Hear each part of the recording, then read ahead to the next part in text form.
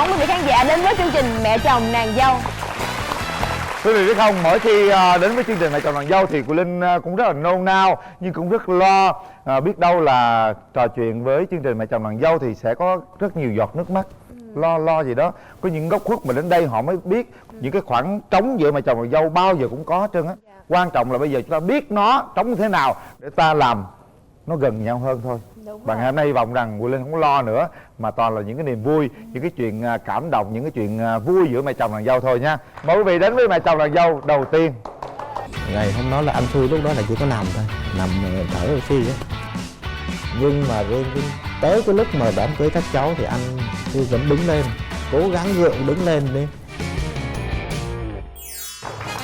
Xin mời.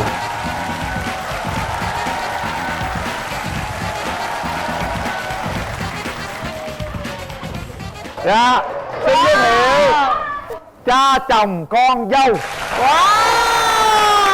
Mời. Dạ, con chào chú. Dạ, chào chú. Dạ, chào em. chị. Bây giờ thì chúng ta có thể giới thiệu về mình cho khán giả được biết ạ. Chào Quyền Linh, chào Lê Lộc. Dạ. Trước hết cũng xin là cảm ơn chương trình là vì đã cho tôi có cái cơ hội là lần đầu tiên có một cái cặp là cha chồng nàng dâu ở lên truyền hình. Dạ. Cái thứ hai nữa là tôi cũng xin tự giới thiệu, tôi là tên là Trần Đắc Thọ, năm nay 58 tuổi, là cha chồng của con dâu tôi đây là Nhung. Rồi, Dạ. chào em. Dạ, em xin chào anh Quyền Linh, chào Lê Lộc và quý vị khán giả. Em tên là Đào Thị Tuyết Nhung, năm nay em 27 tuổi và em đã làm dâu của ba Thọ là được 3 năm rưỡi ạ. Mình có em bé chưa chị? Chị có một bé rồi. Bao nhiêu tuổi rồi? 2 tuổi rồi em. 2 tuổi rồi, bé trai bé gái Dạ em? bé trai ạ. Bé trai. Vậy thì cái lần đầu tiên mà cha chồng gặp con dâu tương lai mình á, cha chồng thấy nó làm sao? Thì cái chuyện này tôi cũng đã từng nói với anh chị xui tôi rồi. Cũng là vì cái ấn tượng rất là sâu sắc trong khi mà lần đầu tiên mà gặp cháu đây. Hôm đó là ngày 30 Tết. Nói chung là nhà tôi thì có một cái phong tục á, là ngày 30 Tết thì bạn bè của các con ấy là hay tụ tập. Từ khi bà cụ tôi lúc còn trẻ đó thì già đã có cái phong tục đó rồi, thì các bạn tới chơi rất là đông ở trong đó. Thì con trai tôi có nói là đó cái cô đó trong số rất là nhiều bạn đó, các cô đó là bạn gái của nó. Thì xong rồi cả nhà thì cũng quan sát. Thì sau khi mà cô dâu tương lai của tôi đi về thì tôi có nói với bà cụ nhà tôi, mới là cả gia đình tôi này, con dâu mình rồi đấy. Ủa sao mình khẳng định điều đó? Bởi vì tôi có một cái cảm giác ấy là người ta nói là vợ chồng là gương mặt phu thê. Cho nên là riêng con dâu tương lai của tôi thì rất giống bà cụ tôi lúc còn trẻ. Có nghĩa là nếu như mà hai cái hình mà để vào ấy là không có phân biệt được. Cứ như là cho nên là rất là giống bà cụ nhà tôi, rất là giống giống là bà nội đó. Giống bà nội đó. Dạ. Hình như là coi như là trời đất đã sắp đặt sẵn rồi đó. Có cái gì nó gắn liền với nhau từ xa xôi rồi, gặp cái là biết là con dâu liền. Hay ha. Còn với chị thì chị ấn tượng gì khi gặp ba chồng? Thật ra là khi mà hai vợ chồng mình quen nhau á thì ông xã cũng có nói là mình biết là gia đình chồng là người Bắc, thì mình nghĩ là mình về làm dâu người Bắc thì sẽ không biết là sẽ như thế nào. Lần đầu về gặp ba thì mình không có dám nhìn thẳng mặt đâu, tại vì rất là sợ. Thì sau cái lần mà đi chơi đó về rồi thì cũng hồi hộp, lo lắng, cũng hay hỏi chồng lắm. Ví dụ về không biết là nhà anh có nói em sao không, em qua đó thì em không biết là em có làm cái gì để mọi người không thích em không. Ở nhà là hai cha con mình có hợp nhau không chị? Khi mà được về làm dâu của ba á, thì trước tiên là mình rất là ấn tượng về ba. Thứ nhất là tuy là ba lớn tuổi nhưng mà ba rất là thích tham gia những cái hoạt động, ví dụ như là đá banh nè, hoặc là những hoạt động thể thao gì đó là ba là luôn đi đầu hết. Và ba thì rất là tâm lý á, luôn tạo một cái sự thoải mái nhất cho con dâu. Nói chung là ba không bao giờ mà kêu thẳng mặt con dâu ra và nói con như thế này như thế kia. Có chuyện gì thì ba cũng là người chia sẻ với chồng mình, thì chồng mình sẽ nói lại với mình. Nhưng mà khi nào mà chồng em mà có gì với em thì cha chồng em binh em hay là binh chồng em? Cái này mới là Ba bên này. Hai đứa nó mới quen nhau thôi, chưa có cưới. Thì con dâu tôi nó trọ học ở Sài Gòn, mà quê thì ở ngoài Nha Trang. Thì có một ngày ấy thì con trai tôi nó mới nói là Tôi cũng hỏi thăm, tôi nói ủa sao bữa nay Nhung đâu, thì mới nói bữa nay là Nhung bệnh. Mới lại bệnh thì sao con lại để nó ở nhà trọ một mình để ai chăm sóc. Thì con trai tôi nó mới nói là Nhung cũng, ba mẹ Nhung cũng khó lắm, thành ra là cái chuyện mình bây giờ mà đón đưa về nhà thì khó. Thì tôi mới nói là thôi được rồi, để ba đi đón cho. Thôi để rồi tôi mới tới chỗ nhà trọ thì tôi mới động viên, tôi mới khuyên, tôi nói thôi được rồi, tạm thời thì con cứ mấy ngày con bệnh đấy thì con cứ về đi, rồi để riêng cho con một cái phòng ở đó, để khi nào hết bệnh thì lại về lại nhà trọ. Thì nói thiệt hôm nay nếu như mà chị Xu tôi mà có coi cái chương trình này ấy, thì tôi cũng xin lỗi, tôi cũng nói với con dâu tôi ấy là mình không nói ra thì ai biết. Là từ đó giờ chưa biết. Mình đừng có nói thì ba mẹ con làm sao biết.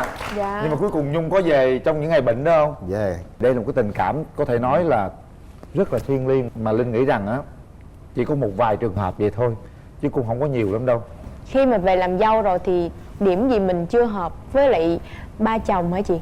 Do tính mình là sống khép kín quá, mà mình là nhỏ nhất trong nhà cho nên là không có biết phải chia sẻ với ai, thậm chí mà không có dám lên ngồi ở trên phòng khách mà xem tivi. Điều gì em đang suy nghĩ mà em cảm động như vậy?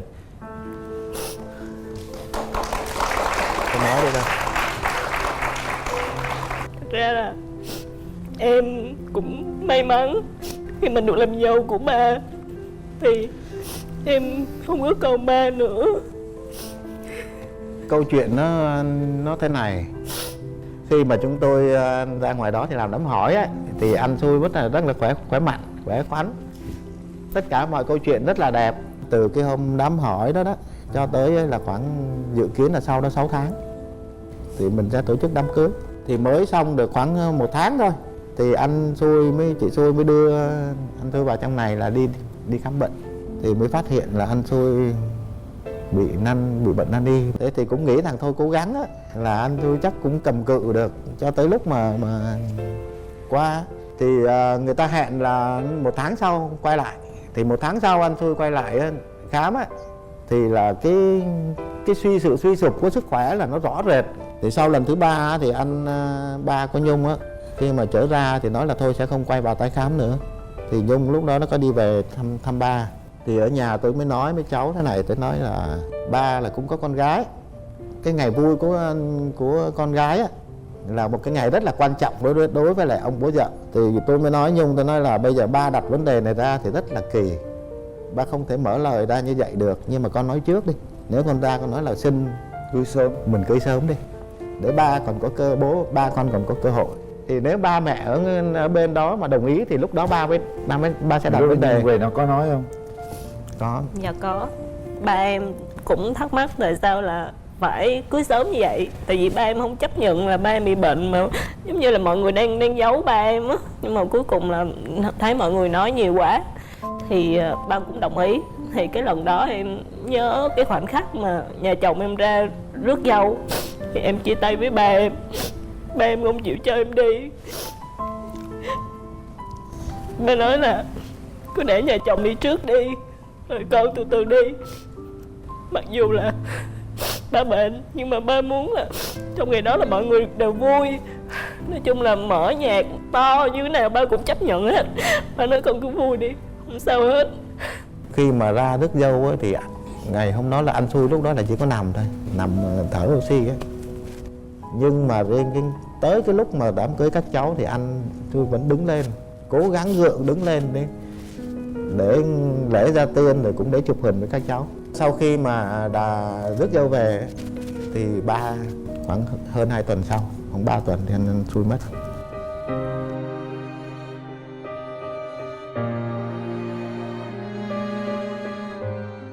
Thì là cả gia đình lại phải đi ra đấy, lại trở ra Nha Trang đấy.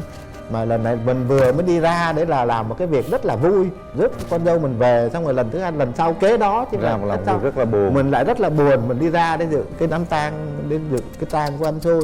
Thì trước vong linh của anh Xui thì tôi cũng có khấn, tôi nói anh cứ yên tâm, rồi tôi sẽ coi cháu nó không phải là chỉ là con dâu mà nó là con gái thôi. Và anh nghĩ rằng là với cái lời hứa với ba em á, thì đến nay là ba chồng em đã hoàn thành xuất sắc và em đã trở thành con ruột của ba Thọ rồi, đúng không? Thôi bây giờ mình bỏ qua hết những cái chuyện ấy đi ha. Dạ. Có lẽ mình nói chuyện vui lên đi. Dạ. Vui lên đi em gái. Cái ngày hôm nay thì cha chồng có muốn nói điều gì với con dâu của mình hay không? Khi mà tôi đi ra Nha Trang á, Dạ. qua bên nhà của Nhung, lúc đó các cháu chưa cưới á, thì được anh chị xui. Lúc đó là đãi một cái món rất Nha Trang rất là ngon. Nó rất đơn giản nhưng mà rất là ngon, bởi vì là đây là gọi là đặc sản Nha Trang, mà đó là tôi nghĩ là chưa ngon có lẽ là do tấm lòng của anh chị xui. Rồi cái món là măng khô luộc mà lại cuốn bánh tráng. Thế thì tôi có nói anh chị xui là nếu mà cái món này ăn rất là ngon, thế nào khi mà nó về làm dâu tôi á, là thế nào là Tôi cũng được ăn đúng không? thế nào nó cũng phải cho tôi ăn, là thường xuyên cái món này, đặc biệt là dịp Tết. Dạ. Nhưng mà đó giờ nó chưa bao giờ làm đúng không? Chưa bao giờ làm.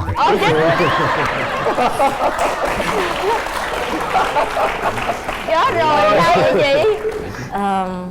Tại vì là như thế này, em á là nói chung là được bảo bọc từ nhỏ, là không có phải làm việc bếp núc hay gì hết. Đặc biệt nữa là khi mà về nhà chồng rồi thì nhà chồng là còn có bà nội, và mọi việc trong nhà là một tay bà quán xuyến hết. Nói chung là tất cả cái gian bếp của bà là phải để bà làm hết đó. Cho nên là mỗi khi mà em muốn làm, muốn thể hiện hay cái gì đó thì chưa có cơ hội hoặc là cái dịp. Thậm chí là mới Tết gần đây thì em cũng muốn là làm một cái nồi măng để cho ba. Em vẫn nhớ cái ý đó của ba, nhưng mà Tết vừa rồi cũng bận quá cho nên em cũng chưa có làm được. Mấy mùa Tết đã qua rồi nhỉ? Thực ra nói với Quỳnh Linh thế này là các cháu á, thì ở ngoài đó còn có chị xui thôi, mà con dâu tôi lại là chị hai. Thế do đó thì Tết ấy, là tôi không có, riêng đối với hai vợ chồng của con trai là hai vợ chồng Nhung ấy, là tôi không yêu cầu là phải ở lại với Tết với tôi. Cái đó là các con thu xếp thấy sao được thì cứ ấy. Thì phần lớn ấy là những cái Tết trước ấy, là phần lớn là hai cháu nó về Nha Trang ăn Tết, bởi vì ở ngoài nó còn có chị xui à. Đúng rồi. Cái đó là tôi cũng không lấy cái đó làm buồn gì cả. Coi như ưu tiên cho Đúng rồi, gái đó. đúng rồi.